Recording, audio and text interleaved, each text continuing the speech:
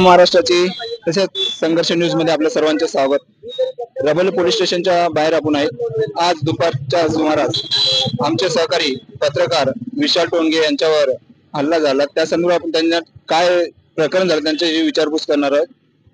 नमस्कार, आज आम्ही नवी मुंबईमध्ये आहोत। नवी मुंबईचं हे रबाळे पोलीस स्टेशन आहे आणि इकडे येण्याचं कारण म्हणजे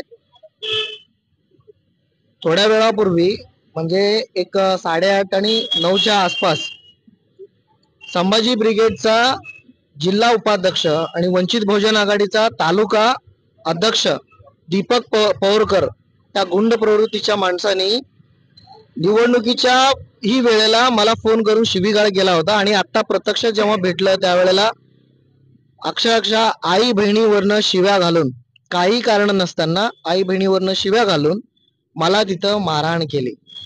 त्याच्यानंतर मी 100 नंबरला कॉल केला, 100 नंबर फोन केला तर पोलीस तिथं आले आणि तोपर्यंत मी पोलीस चौकीला आलो होतो। तिथे सीसीटीव्ही फुटेज आहे। छत्रपती शिवाजी महाराजांच्या जयंतीनिमित्त तिथं तो प्रोग्राम होता, ते बातमी कव्हर करण्यासाठी मी त्या ठिकाणी गेलो होतो आणि अनेक लोक त्या ठिकाणी उपस्थित होते आणि ते छत्रपती शिवाजी महाराजांच्या जयंतीच्या निमित्तानं जे व्याख्याते होते श्रीमंत कोकाटे म्हणून आहेत, ते आले होते। त्यांचा आम्हाला बाईट घ्यायचे होते। त्यावेळेलाच हा जो व्यक्ती आहे अक्षरशः आई बहिणीवरनं शिव्या घाण करून तुझी पत्रकारिता, तुझी मीडिया, तुझ्या सगळ्या सकट तुझे अक्षरशः एवढं घाण शब्द ते मी मीडिया समोर वापरू शकत नाही असे शब्द त्यांनी वापरला आणि सगळं काही तुझं बाहेर काढतो असं भयंकर शब्द त्यांनी वापरलेले आहेत। ते आम्ही एनसी केलेले आहेत, याच्यामध्ये संपूर्ण त्या गोष्टी आलेल्या आहेत। एवढा गुंड प्रवृत्तीचा माणूस माझ्या पत्रकारितेमध्ये किंवा चळवळीत काम करताना आजपर्यंत मी कधीही पाहिलेला नाही आणि प्रत्यक्षात ज्या पक्षामध्ये त्यांनी काम करते त्याच पक्षातले इथं पदाधिकारी संपूर्ण नवी मुंबई मधले सगळे आलेले आहेत, तुम्ही बघू शकता। आणि वंचित बहुजन आघाडीच्या राज्य कमिटीला देखील फोन करून कळवण्यात आलेला आहे। नवी मुंबईचे महिला जिल्हा अध्यक्ष जे आहेत शिल्पाताई रणदिवे म्हणून, त्यांनाही फोन केलेला आहे, त्यांनी फोन उचललेला नाहीये। तर असं सगळं या ठिकाणी घडलेलं आहे। आता उद्या बोलावून जे सिनियर आहेत त्यांच्या समोर तो जो व्यक्ती आहे गुंड त्या ठिकाणी बोलवणार आहे। काही कारण नाहीये, काही कारण नसताना अशा पद्धतीनं बोलू शकतो तर काय मानसिकता त्या व्यक्तीचा असेल हा मला प्रश्न पडलाय।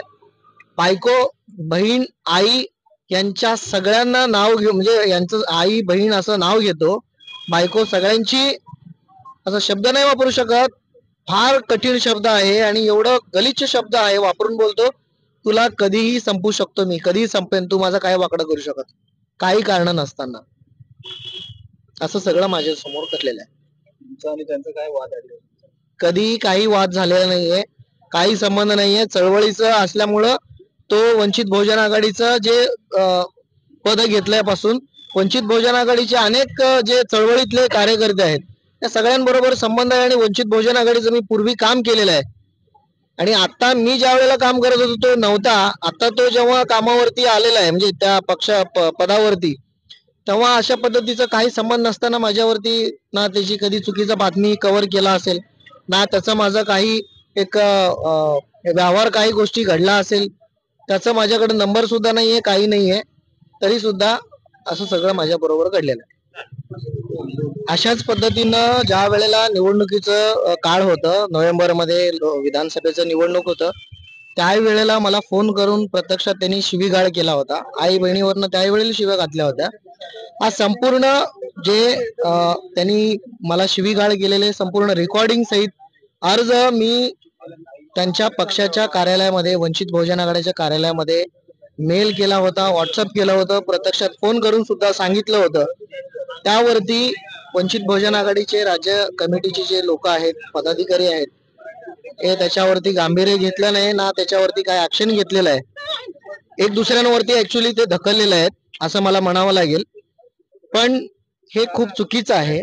आज आम्ही एक आंबेडकरीचं चळवळीचं काम करतोय आणि या चळवळीचं मुवमेंटमध्ये पत्रकार न्यूट्रल असतो, तरी सुद्धा आम्ही सत्याची बाजू मांडून एक वंचितचं महत्वाचं जे विषय असतो ते आम्ही सातत्यानं उचलत असतो। संपूर्ण महाराष्ट्र आम्ही आपल्या चॅनलवरती कव्हरेज केलेलं आहे। असं सगळं असताना तर पक्ष याकडे गांभीर्य घेत नसेल तर खूप खेदाची गोष्ट आहे. मी आदरणीय बाळासाहेब आंबेडकरांना हात जोडून विनंती करेन की अशी वेळ येऊ देऊ नये, कारण की हा खूप गांभीर्याने घेतला पाहिजे. आज अनेक वंचित बहुजन आघाडीचे संपूर्ण पदाधिकारी या ठिकाणी आलेले आहेत. हे कारण मी जर चुकी राहिलो असतो तर हे कदाचित कोणीही आले नसते. तर अशा आणि मला शिवी सोबत त्यांनी धमकी सुद्धा दिलेली आहे की मी तुला उडवून टाकणार, संपून टाकणार. काहीही कारण नाहीये, मलाही माहिती नाही की तो का करतोय असं, पण हा सुद्धा मला समजून घ्यायचंय की तो अशा कशामुळे करतोय.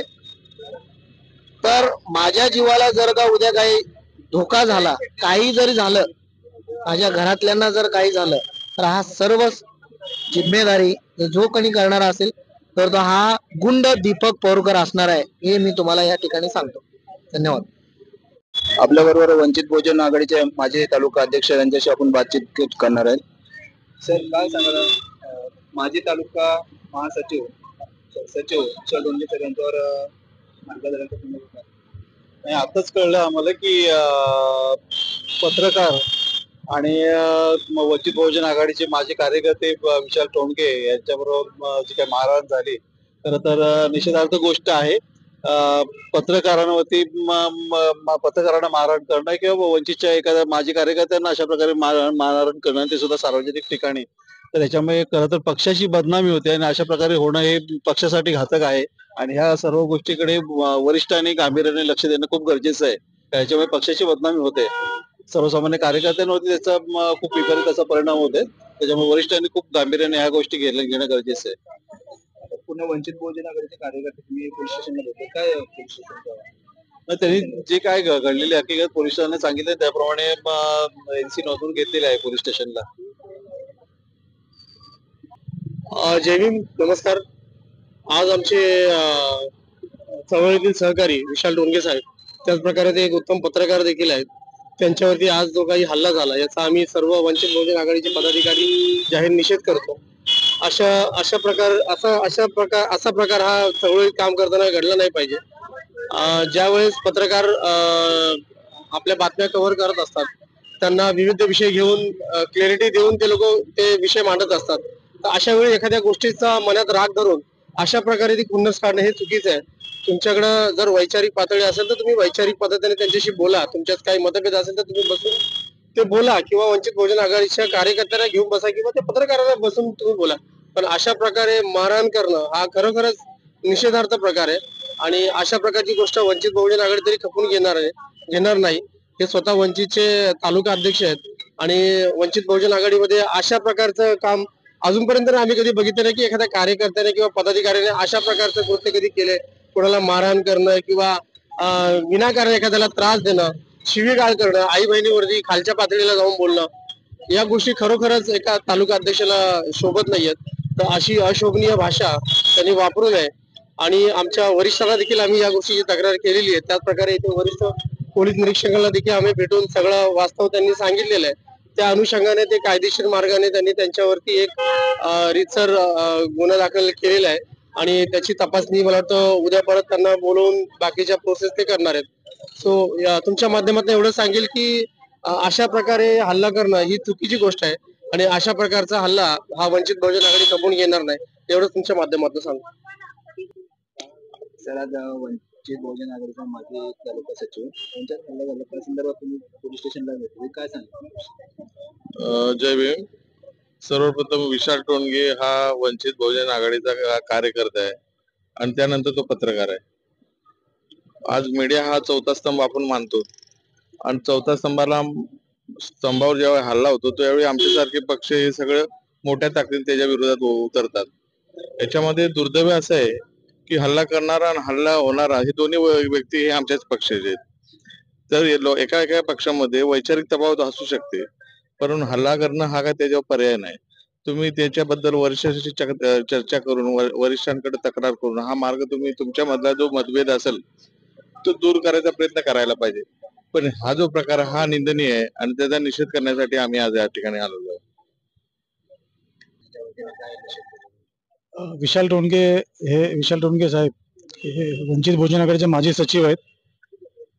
आता ते पत्रकारिता करतात आहे, पण अशा पद्धतीमध्ये वंचितच्याच पदाधिकाऱ्यांनी मारहाण करणं हे सगळ्यात चुकीचं आहे. तुझं वैयक्तिक काय मतभेद असतील ते बसून बोलायला पाहिजे होतं. सार्वजनिक ठिकाणी त्याला मारहाण करणं, खालच्या पातळीवर शिवी देणं हे फार चुकीचं आहे आणि त्याचा जाहीर निषेध करतोय. हे अगोदर एकदा त्याला शिवे दिले होते, त्याला दुसऱ्यांदा शिवी दिली, आता मारहाण केलेली आहे. पण हे जास्त काळ खपून घेतलं जाणार नाही, हे लक्षात ठेवावं. अशा चुकीच्या घटना वेळोवेळी जर झाल्या तर त्याचं उत्तर जसंच तसं उत्तर दिलं जाईल. या सगळ्या घटनेची, ही जी घटना घडलेली आहे, या घटनेवरती महाराष्ट्र कमिटी, राज्य कमिटी, जेवढे वरिष्ठ लोक आहे या लोकांनी त्याच्या गांभीर्याने बघितलं पाहिजे, त्याची दखल घेतली पाहिजे आणि त्याचा तात्काळ राजीनामा घेतला पाहिजे, ही माझी मागणी आहे.